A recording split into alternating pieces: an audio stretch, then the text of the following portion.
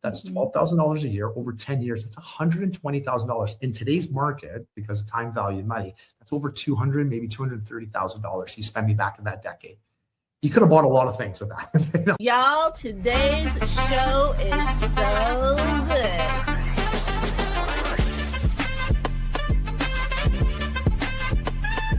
But number one, I've never seen an intro like that.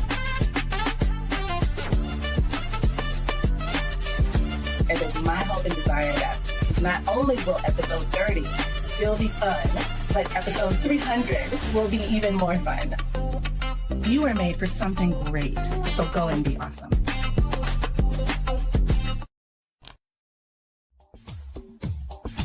Ten seconds remaining.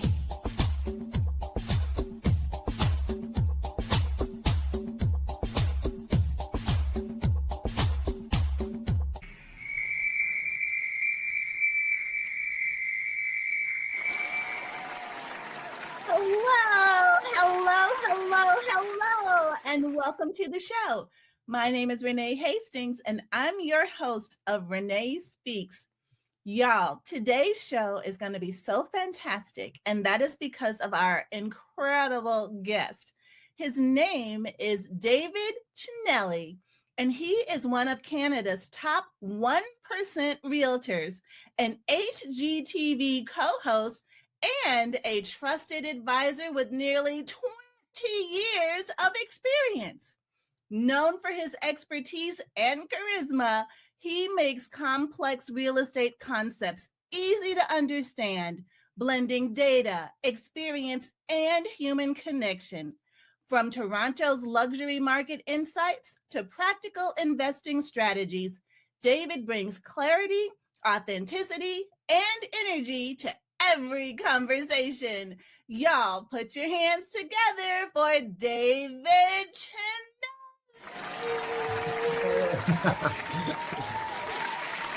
I'm excited. Hey, this is awesome.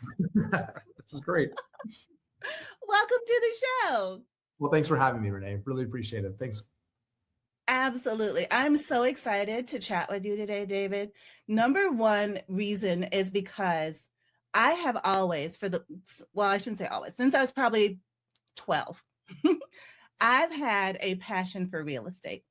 Mm-hmm. I actually worked for a real estate development company for 8 years, and we did everything from soup to nuts in terms of new construction, developing mixed-use properties, using low-income housing tax credits, and it was just such a passion of mine to be able to provide affordable housing in luxury markets, so in mixed use developments. So I know that you may not cover all of that, but your specialty in real estate is so beneficial for people to know that it's within reach. Like it's not just for the wealthy, it is everyone can have access. And so I can't wait to learn more about your journey, how you got started, what piqued your interest in real estate, and all the things. So let's go ahead and get it.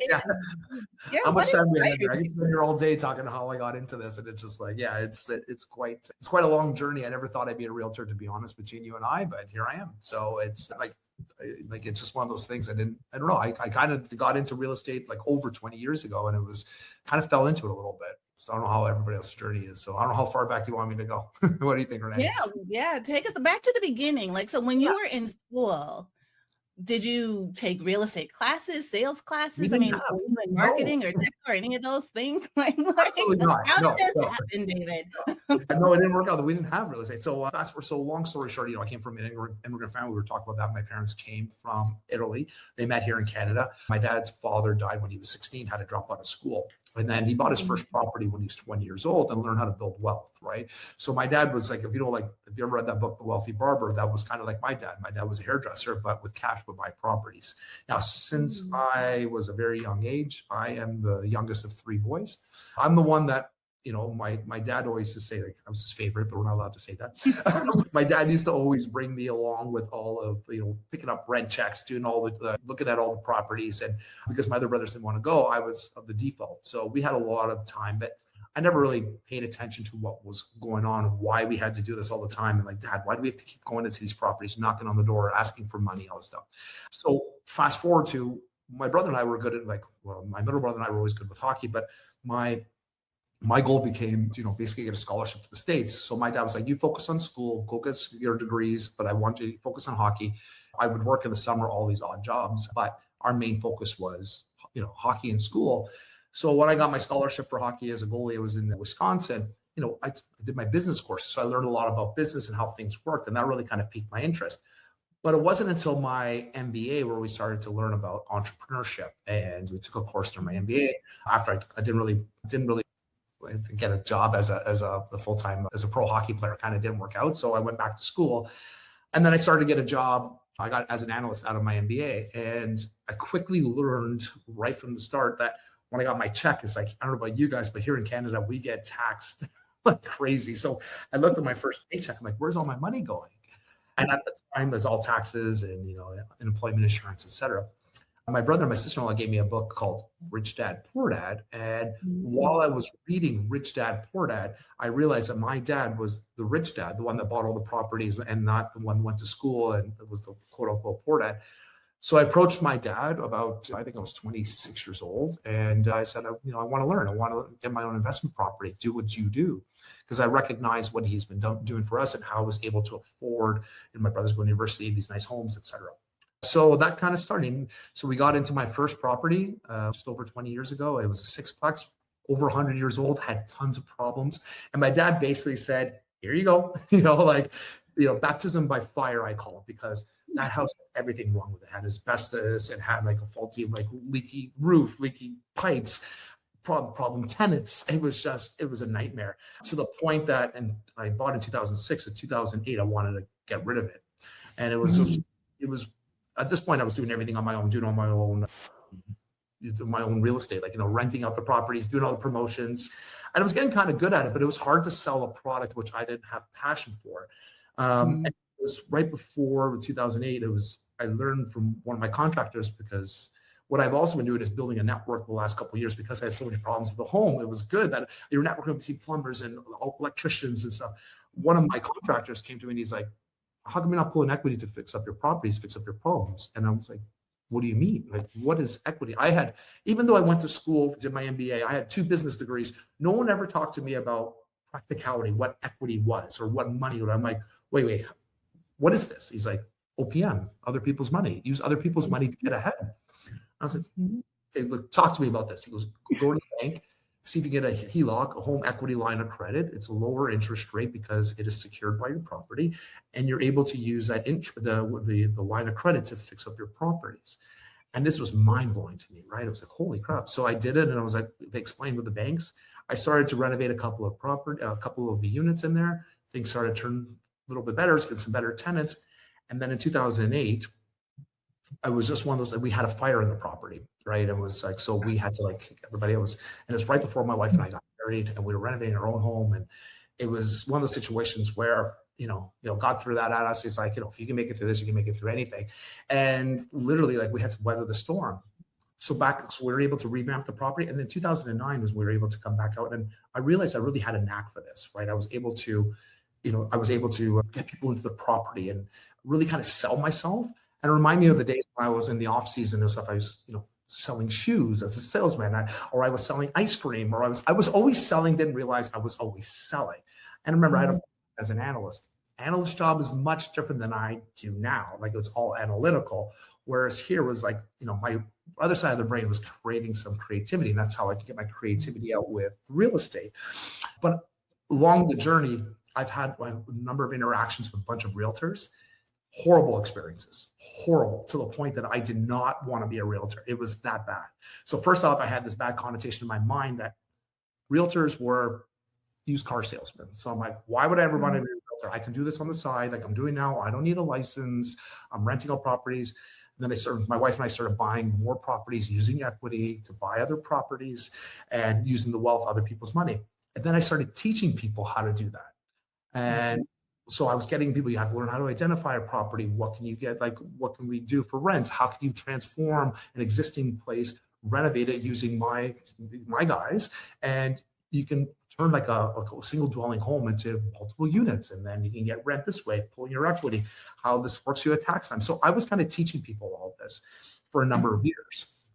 In the meantime, my wife had left her corporate job to start her own business, and I was helping that. So she didn't have any like benefits. So I was the one with all the benefits, doing all the stuff. And I was like, as much as I love real estate, in my mind, I was like, I don't know if I could be a realtor because I don't associate with these people. I don't like the whole industry, but I continue to help them.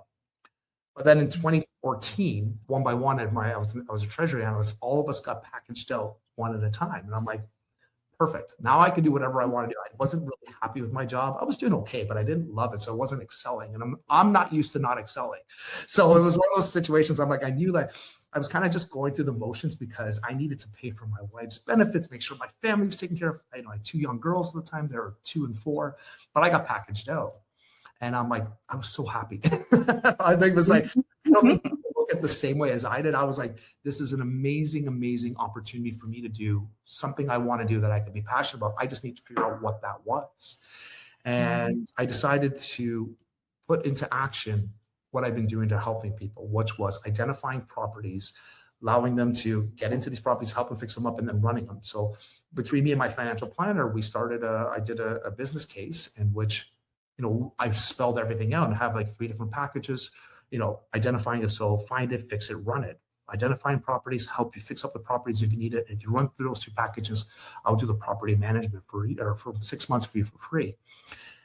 So which is great. The package goes, but when we went to monetize it, we realized, you know what, there's a glaring hole here. And I'm like, every step away, there's always a realtor that's missing. Like, in order to identify properties, you need to have the MLS search. Okay. In order to go look at things, everything always comes like, searching and looking at other numbers. So I'm like, okay, when we want to put an offer in, how do we know what it is? Like, am I going to rely on a realtor, which I don't trust, or am I going to do my own research? So I decided, you know what, I am going to get my license, but I want to just get my license for this business. And my dad got excited because he's like, he was done being a hairdresser for like 50 years. He's like, I'm done. I'll leave the business to your brother. You and I can do this property together. He got excited. Unfortunately, 4 days before my first exam, he passed away suddenly. And I just started to fix up his property. So he never got to see any of me like pass or do what I'm doing now. So it kind of hurts a little bit because I wanted him to see, like, I wanted to do this with him. Right. And like, so I had started taking over his properties before, and we were talking the day before he died, we were talking, and he had just had some surgery. We saw him before. We went through all of his properties, what I want to do. And like, we're identifying those. I'm like, Dad, I see this. Well, I want to do this. That's amazing. Let's do this. And we went through one by one. Unfortunately, I think that was his torch to give it to me, saying, okay, take the properties, run. I can rest in peace now. And I think it was less than 12 hours later, he was gone. And so I did my first exam, and I was like, still trying to fight to be a realtor. I'll not be a realtor. And it was like 4 days later, I didn't even study. I got 100%. I'm like, okay, maybe that's a sign, but I'm like, no, I don't want to be a realtor. I don't want to associate with these people. I've always had these bad tastes in my mouth. Second second course comes along. I'm helping the teacher who's been in this industry for 20 years. She's asking me for the answers. Like, am I doing this math problem right? Am I doing this? Am I the renovation side? I'm like, again, so in my mind, instead of being like, oh, I could be good at this, it was my mind. I'm like, I want to get an industry where somebody's been doing this for 20 years and has no idea how a house works. Right. It just blew my mind.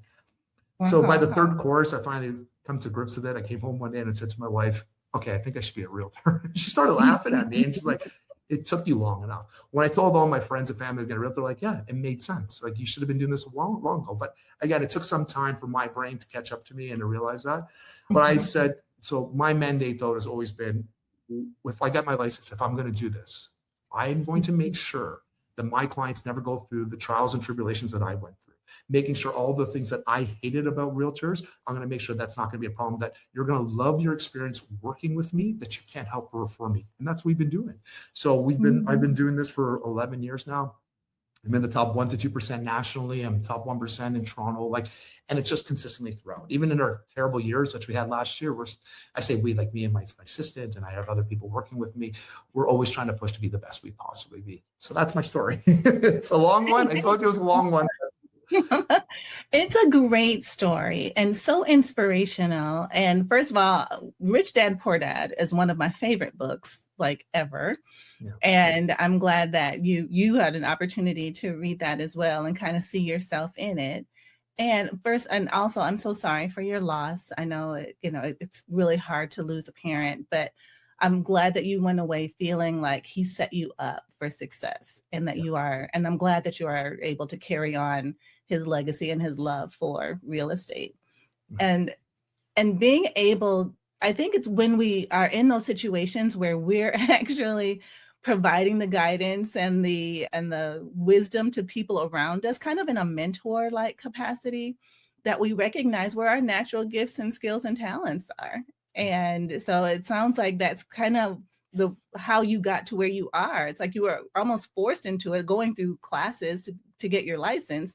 Yeah. And you saw that this is just something, it's easy for you. This comes naturally for you. So yeah, this is what you're supposed to be doing. And it's funny because you don't think you fight it. Sometimes you fight it. I was like, like I became Christian. I was Catholic before I became Christian in 2009. And it's funny how, like, when you start to look at what the signs of showing of like you should be doing, like following your own path as opposed to God's path, it's like could be totally different. I was just fighting it head on. And even though he was giving us, little breadcrumbs along the way, I was fighting it. And then like I explained that to people too, that are like God's got your own path. I'm like, whether you're a Christian or not, or something, that if you believe in a higher power, which I believe you should, because it helps you through every day. But the thing is, it was like, he'll give you signs, and something it's up to you to accept them. And he'll give over and over again. He just kept hammering me over the head. And I'm like, okay, fine, I'll do this. Yeah, I too, I'm a woman of faith, and I trust God for everything. So I understand when you say, if he'll put the people in your path, he'll plant all the seeds, he'll, share all the different things, like say, this is the way, this is the way, this is the way, go this way, go this way. You can kick and scream and fight if you want to, but it's only when you give in and you allow yourself to be used in that way with what he gave you, yes, that you truly find your purpose and your peace and your joy. And there's nothing like it. And I can relate, David. I love that. Yeah. Because if you would have told me back, 20 plus years ago that I'd be like, reading the Bible every day and with my mom and my buddy that works with me and thanking God every day, I would look at you like, you're crazy. There's no way. Like, it's just, and it's, I had faith, but I was like, I'm not going to be a Bible thumper and all that. But now look at me, I quote the Bible and I love it. It just gives you peace. And I think that's a huge part. Is like when you submit to it, it's like your path actually opens up. It's not going to be easier. I always tell people that when you're a person of faith, don't expect things to get easier, but things will be open up for you. You can enjoy things a little bit more. And I think that's the problem. It's not easy, but you appreciate all the stuff along the way, all the trials and tribulations along the way teach you things and helps you. So sure, I'm sad I lost my dad, but that taught me a lot, about how to be a father and a dad and to my kids and try to prolong my life and what can I do to help other people. During my dad's funeral, oh God, it was 3 days of the wake. We don't do that anymore here, but Italians, right? It's just like constant people. And I was meeting people left and right, like, your dad helped me do this. Your dad helped me do this. And I was like, so I bring that to real estate as well, because when people come into my office, they want to work for me. The first question I ask them is like, what do you want to do? Why do you want to do real estate? In our industry, we have 70,000 realtors in the GTA, Toronto area, like Ontario, right? And that's a lot. Like, put it this way, last year in our business in the GTA, there was 63,000 sales and 70,000 realtors. There's people that didn't do any deals, right? Like, so even if you double that, that's 130,000 deals between 70. You can't live off of a deal or two. It's impossible. So you have to make sure you love this job. You have to make sure that you're supposed to do this. So it's when you have a year like we had the last couple of years, you go through trials and tribulations. It changes who you are. It changes your dynamic. But if you're not strong in your faith that you're here to help somebody, if you're here just to make money, you're going to be gone in the first couple of years because it's not easy. And when people sit down with me, I'm like, okay, like, I know you want to be a realtor, but you have to understand in the first month to 6 months, you're not going to get a paycheck. You're not going to make money. You have to build to get that. You might get some money here and there, but it's going to be a long journey. So make sure you have a lot of money saved up because it's going to be a hard go at it. And I'd rather be honest with them. It's like, oh yeah, instead of somebody come in, they're like, well, I watched Selling Sunset. I can sell one house and live off of that for a year. I'm like, it doesn't work that way. It doesn't work that way. Right. Exactly. And I love how you said that there's going to be trials and tribulations, and it does take some time to get up that, establish yourself and build your clientele and that sort of thing. But it's in those moments that you really see God show up and sustain you. And without those moments, you'd have no opportunity for God to show up. Absolutely. So I really appreciate those situations, even though they're hard. Like you said, it's not easy. It's hard going through those times. Yeah. When you see everything work out, and I put that in air quotes, it's not just working out. This is your path, the door being opened that has been already prepared for you. Yeah. So anyway, so thank you so much for sharing so much about yourself and your faith and how that truly has formed the foundation of who you are and how you operate and how you guide others, just keeping it real for them, that this is not a, get rich quick type scheme or anything like that. No, you're gonna have to put in some work, but it sounds like though that you believe that real estate should be accessible and exciting for everyone. Absolutely. So I always laugh when I say to people, not laughable, like, haha, but when somebody comes to me and says, well, they're renting a property, and I'm like, I can't afford a home. And I'm like, well, let's run the numbers. Have you talked to a mortgage broker? A lot of times here in Toronto, like it's when you're looking at the rent is the same amount as a mortgage payment, right? So if you're I don't mind people renting. Listen, I tell people you can rent a year or two, know the areas you want to get into, but for longer term, like if you're going to be renting long term, you got to remember 100% of your rent is interest. So you might complain about the interest rates being 3 or 4%, but 100% of what you're paying right now is going to your landlord, not to you or helping you at all. So we sit down, we talk. I'm like, is there any change in life? And like now there's programs in order to help you get into a property. So we have like first time home buyers. You get a lot of you pay less taxes, land transfer tax. You're able to put like sometimes 5 or 10% down on a property. And it's all about coaching somebody and letting them know, say, look what your current status is. If you were to purchase this property, you might go up in a little bit of value for payments, but over the long term, the payments will go down because your principal decreases. But what I find is a lot of time first-time home buyers don't understand is like when they're looking to buy a property, you need to make stepping stones to get to your perfect property, your ideal home. Nobody goes in and is getting unless your family's rich, in which most of us not. We started without this journey with a lot of money. We had to use some sort of government programs, parents, it's hard to have the down payment. So you use other people to help you out, but getting into their first property is their main focus. Once you're able to get into a property, I tell them, even if it's a shitty, excuse my language, even if it's not the best type of property, it's doable. I always tell them, listen, remember, try to do this for a couple of years. Remember, you're already renting as it is, but now when you're paying the bank, you're also paying yourself. And a couple of years time, what you can do is instead of selling that property, what you can rent that out. Now you've built up equity in your property. You can use that equity to now purchase the next stepping stone. So for example, if you bought kind of a condo and the value's gone up in 2 or 3 years, don't sell this property, because I always tell you, you're not in the money until after about 5 years, right? So if you're able to hold on to that property, rent it out, let the equity build on it, even if you have to have a little bit of a loss a month into the year, but you're able to purchase another property using the equity, which is not your own money, and that's how you expand. So now you can go from a condo to say like a townhouse, a little bit bigger of a townhouse. And then both equities are going to build, and you're able to pull both of those equities.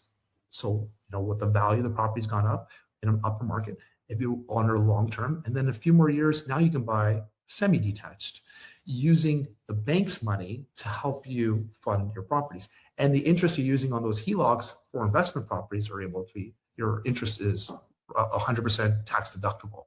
So you're better off in the long run. Plus you have expenses you're able to get off. So when I was an analyst, I had better homes than my VP. I had more homes, and people are looking like, you're making $100,000 a year, which sounds like a lot of money back then, but it really wasn't. It was like when you have expenses as kids, they're looking, but I'm like, how are you able to afford these homes? And it was like, because I started with rental properties, I use the equity from the properties, not what I'm making on my wages. If I only relied on my wages, there's no way I can get ahead as far as we went ahead. We used equity from other properties. So once you even start, the idea is the faster you can get into a property, the bank can recognize that you can pay for the mortgages. They're more apt to lend you again to buy another property because they can see your pattern of payments. Does that make sense? Yes, absolutely. Yes. That makes perfect sense. I really appreciate how you broke it down. Yeah. And the numbers don't lie. Right.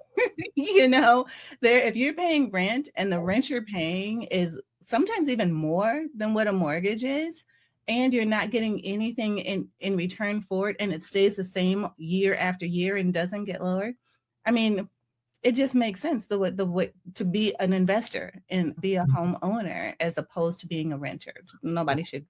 I should say. Yeah. So say we've literally rented properties like the cheap, like I've had ones rented for $4,500 for a condo. And we're like, you can buy this for this price. The mortgage is not going to be $4,500, especially the interest rates we have right now. But people are still renting them, right? I guess the company's going to pay for them too. Some of them, I understand that. But if you're paying out of pocket that $4,500 because some people just don't want the responsibility of owning. I get that. But it's like, again, you're literally, for the long term, it doesn't make sense, in my opinion, to rent. It just doesn't. It doesn't. There is no way that renting makes sense on in any scenario. I mean, so if someone has it in them and has an ability to be a homeowner, because like you said, they may not want the responsibility. Some people just, they don't. Being a homeowner is a big responsibility. It's a lot. It could be a lot of work, especially if it needs work and yard, you want to keep it up looking nice. You don't want to bring down your property values by having a junky yard and things like that. Curb appeal matters. So. Well, I get that, but I'll use an example. I had a tenant for which is back in 2000 a long time ago, even 2007, 2008. He was with me for 10 years. 10 years. And he was paying over $1,000. Let's just call it $1,000 a month, right? Just understand. And that was all utilities fine, but $1,000. That's $12,000 a year over 10 years. That's $120,000 in today's market, because of time value of money. That's over $200,000, maybe $230,000 he spent me back in that decade. He could have bought a lot of things with that. I'm just saying. And I was looking, I'm like, listen, as a landlord, and he was a good tenant, we will keep you.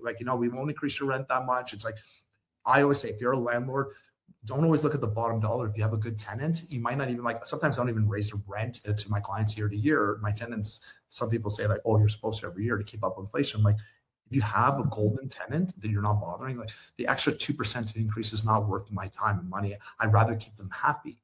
And that's what happened. We kept him happy for 10 years. And I'm a great landlord. I know that, because I try to make sure that any issues you have, I answer right away. We try to fix them. So I make sure I'm in their good books. But at the same time, I'm looking at this guy and I'm like, why are you renting this long? I was trying to get him when I got my license, and I'm like, I can help you get into a property. You're an amazing guy. You have a good job, and it's like, well, and he was like, just like you said, you just didn't want the responsibility of owning something. But I'm like, but you've been here for 10 years. You've had the responsibility of every month paying me. You could have done the same thing, put money in your own pocket. So that's why I'm saying, if you're renting for a couple of years and to understand the feel of the area, I kind of get it. But anything more than 3-4 years, literally, you're paying somebody else's mortgage. And that's what we do, right? You're literally paying somebody else's mortgage. Absolutely. 100%.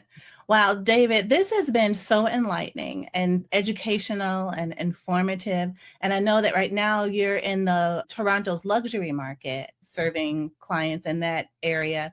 And I hate that we're running out of time, and I would love to learn more about maybe some of the different scenarios that you've experienced in that market. And you've been on HGTV, and I would love to learn that story. So take your pick of which one you'd like to share with us before we have to wrap. It's up to you. Do you want? I'll leave it up to you, because the luxury market here, I'm saying I don't just serve the luxury market. That's one thing, especially now since the numbers have changed. We literally still do leases. I still help clients get all over the place. So I've sold properties in the $300,000 or $400,000 to $7-8 million, right? It's so it's kind of you work on both sides. So I wouldn't just say I'm just luxury. If you want to talk about the HGTV one was kind of funny, but I don't know. I'll leave it up to you. Which one do you want to know the most?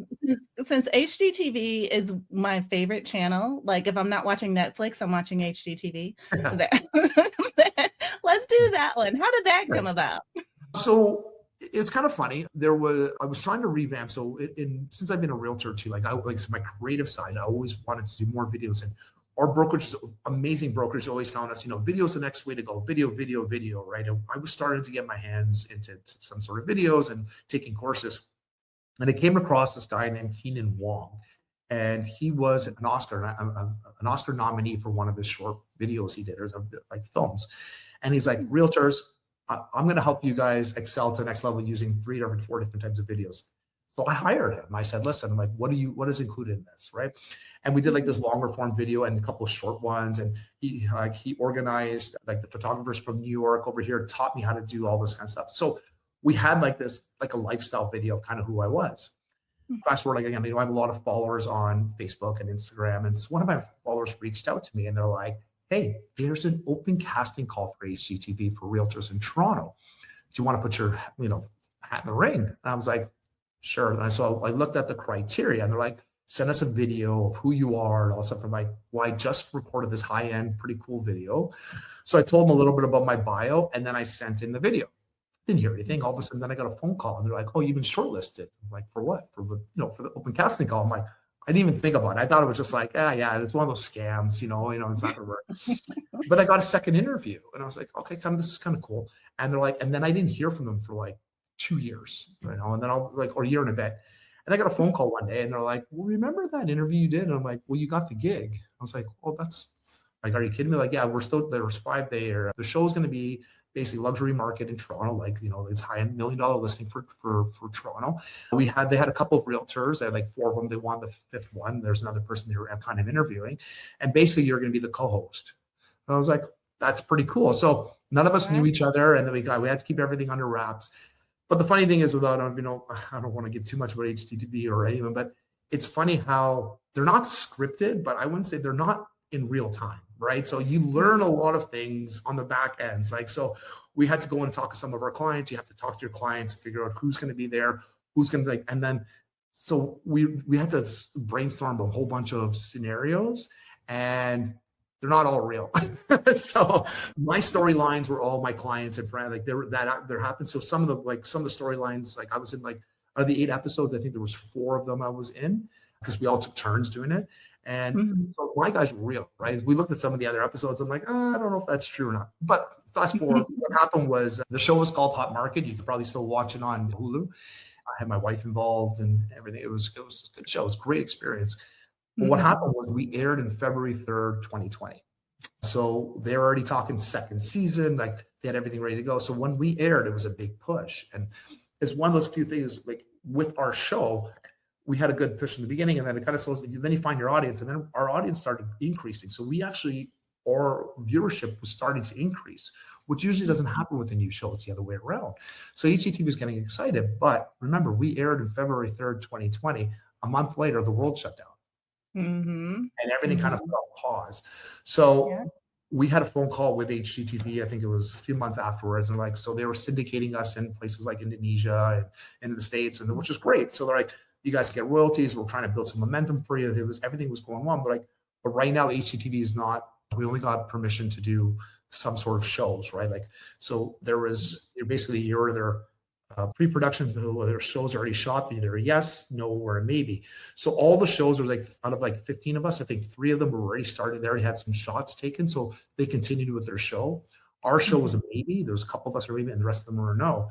And we just, we never had a second season after that. So I don't know if we're still a maybe or not. So, but you never know. You never know, right? Because that was in the 2020 and it took them 2 years to make their first decision. And so, you just never know. Yeah, it was a great. The show was fantastic. They did everything high end. The pictures, the videos, the cast is awesome, amazing people. We all got along very, very well. We became a little family. So it's kind of sad that we didn't have a second season yet because things have changed dramatically since 2020 for all of us, right? And a lot of us have flourished, and I can show so much more about my business because now than I did back then, right? So I would be very excited to do another season just to show it. But we're in, we're at their mercy. So what HGTV wants to do, but at least now you have relationships though, and you kind of know the people. And so if you do some new video or whatever, and you just even submit it and send, hey, if in your spare time, take a look at this on lunch and let me know what you think. You never know. Yeah. Well, the other thing I loved about HGTV, the show, doing this show, it really taught me how to do when I'm in front of the camera, when I'm doing my own listing videos, things, small things like never wear sunglasses. And I see agents wearing sunglasses, it drives me nuts. You see agents walking in the house, there I am, without shoes on. They're it doesn't make sense because you have to wear shoes. It kind of finishes your whole outfit, right? And just completes it. So little things like how you look at the camera, what you're saying. So it really shaped how I run my business now. And I'm very grateful for HGTV for allowing me to do that. So I would take on an experience like that again in a second heartbeat. Yeah. Well, you'll be in my thoughts and prayers for that to Yes. happen. Favor over this situation and this desire of your heart. So I'm so super excited for you, David. So as we wrap up, how can people stay in touch with you if they want to learn more about, building wealth through property ownership, or if they want to understand, what it takes to be successful and being in real estate, how can people find you? Well, I would say, you're the background here, that's my website. It's, my name, davidcinelli.com. But the best way I would say to see all of my links is through my Instagram. So my Instagram is David V as in, there it is, David V Cinelli _ realtor. From there, I have a Linktree link in which links to everybody there. So yeah, today's Good Friday. That's why we had Jesus on there on the cross for my Christian roots. But yeah, so like if you look at the link right there, you can click, you can see my LinkedIn, my YouTube, all that. So everything is in that link. So it's the easiest way to find me. And believe it or not, even though I have a good amount of followers, people get amazed that I actually answer people in DMs. And I'm like, absolutely, as long as you're not rude or trying to pick me up. Right. He's married, y'all. People try to slide the DMs that way. Okay, that's an easy way for you to get blocked. Let's not do that. I got my wife beside me. Like, no, thank you. But, That's right. Okay. Yeah. So I literally answer, like, my assistant also has access to this stuff too, but it's 99% of the time, unless I ask her to answer questions, it's usually me. So DM me. It's a great way to start conversations to help build wealth. I help other realtors as well. Like that's the other misconception. Is like, just because I believe in our industry, like it's not competition per se. What it is, it's us helping other people. So if I can help other realtors to do better, that helps my job as well. We're trying to elevate the real estate experience, which also means helping other realtors to be better. Because in our industry right now, the barrier of entry is so low to get into it that we're finding that people just got in, they don't really know. Like, and it's okay if you don't know what you're doing, but there's there are sketchier people out there which we're trying to get rid of. So we want to identify which ones those are, and we want, if you really, really have a passion for being a realtor and you want to work, like ask me questions. I'm here to help. And we love sharing knowledge. And then I might ask you for a question back then too. It's like, just because I've been doing this, like I'm always learning and we're always trying to do better. We're trying to service our clients as best we possibly can. And you only do that by learning and changing every single day. Wow. What great advice. David, you were made for something great. So go and be awesome.